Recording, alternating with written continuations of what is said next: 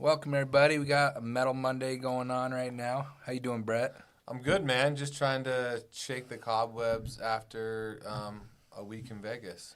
Yeah, we just got back from Vegas. We went there for Converter Reclaim. We had a booth at SEMA, and it was awesome. The booth was awesome. The customers, potential customers we talked to, the real need for what we do on the converter side was clear as day after the thing, because it costs a lot of money to do that, and we did it, and it was fun, and hope to do it again.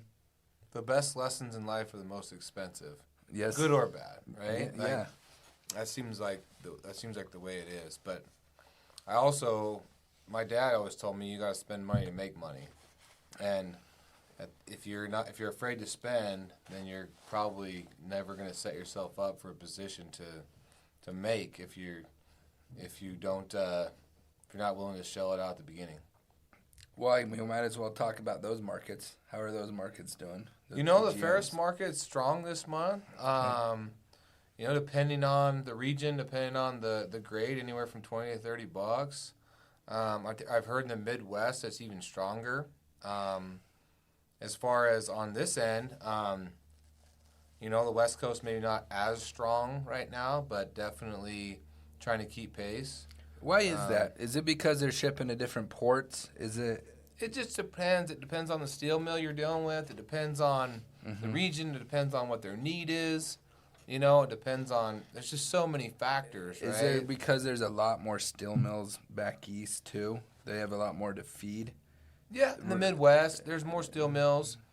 I really believe 22, if this economy holds on, can be a bang-up year for iron ferrous material, because the reality of it is, as long as the steel mills are holding even close to what the pace that they are today, there ain't enough iron out there.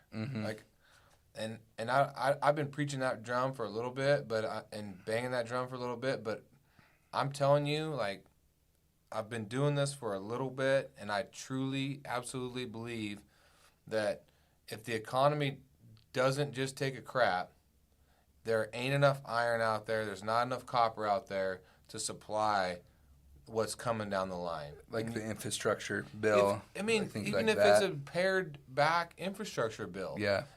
There is a reason why Blue Scope Steel bought Metal X, at least the ferrous side, right? Yeah. There's a reason why these steel mills are buying the scrap producers. They're trying to dig down deeper into the value chain, because they know that what they don't want to have happen is they don't want to lose the feedstock, right?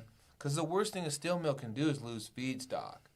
And if there's ever an opportunity for, say, a shredder or an export facility or whatever that is, to go somewhere else other than the steel mill that they're used to selling to, they're trying to stop that they're trying to cut the snake off at the head, right? Say, okay, that's our snake. We're gonna feed our steel mill with our scrap, try and control the cost a little bit, but also control the feedstock to where it's not going to go somewhere else. And if that's not a clear indication of where this thing's going, I don't know what is. And to piggyback on that, what Pete Thomas and Scott were talking about last weekend on one of our other podcasts, Cat's Corner. Yeah. They were talking about, I forget the name of them, one of the biggest mines in the world, bought another one of the biggest mines, like billions of dollars of moving money. That just shows how confident they are in platinum, palladium, and rhodium. That's what we were talking about. They would not have bought that mine if they didn't know the need for that material coming into the next 20, 30 years, And the only reason that platinum, palladium, and rhodium are where they're at today is because auto production is down. Yep. And if you think auto production is down and is going to stay down at this level forever, you're crazy. Once it turns on, I know we say it almost every week, but once that turns on, there's not enough metal. There's not enough copper. Do you think that there's a reason why the COMEX warehouse is at multi-year lows as far as material in there?